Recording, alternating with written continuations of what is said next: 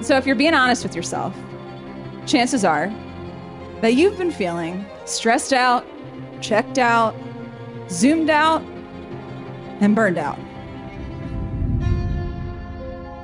A lot of people are just waiting around for someone else to tell them what to do in their life, not recognizing that they have the ability to do that themselves. They just have to trust themselves and believe they're worthy of the things that they want. And a lot of people really struggle to do those two things. Recognized by Smart Meetings, Forbes, and Workforce Magazine as an award-winning keynote speaker and entrepreneur, she's a trailblazer in her field.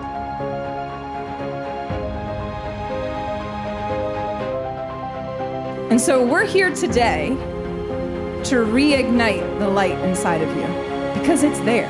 Someone described what I do as a soothing gut punch. At first I think about what that meant. It's like, is that a good thing?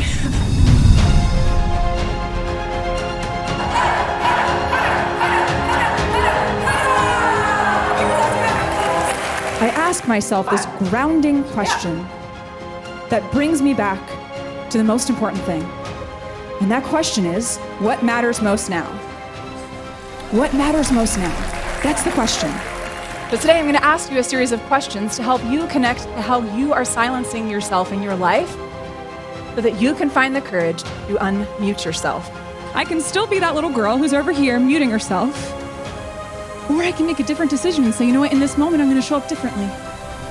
I can maybe believe that what he is asking me to do is something I'm capable of. And I think it's one of the most powerful ways we can unmute ourselves. Use your voice for something good. Use your voice to affirm another person. Use your voice to validate and appreciate and recognize somebody else and their humanity, to make them feel like they matter. She researched about our group and got to understand who we were and what we were about. And so she delivered a message that was really specific and unique to us. She forms relationships with everybody that she meets. She's able to connect with professionals. She had people literally in tears. She has a way of captivating an audience, whether it's in person or online. You can discuss serious topics without, necessarily having a serious demeanor. So I like the lightness and the playfulness and the energy and the excitement around it. She believes every single person in that audience matters. And so what my goal is to sort of positively provoke them by the power of curiosity.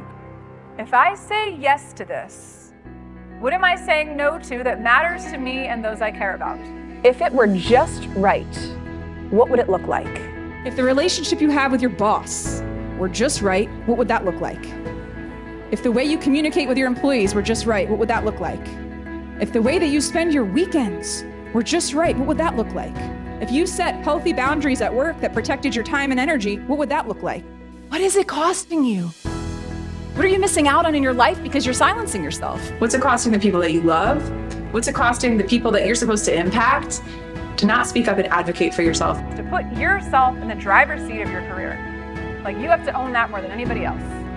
It's not easy. It's really not easy to do that, because we get used to a certain way of showing up and we get used to a certain way of thinking, and we don't even realize we're doing it a lot of the times. And so I get to be sort of like a pattern interrupt for people to say, ooh, do you notice you're doing this thing?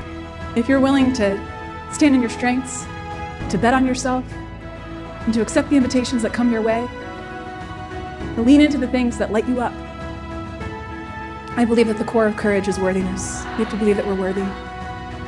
Here's to being brave and bold and courageous. Here's to showing up authentically as ourselves. And here's to making every moment count.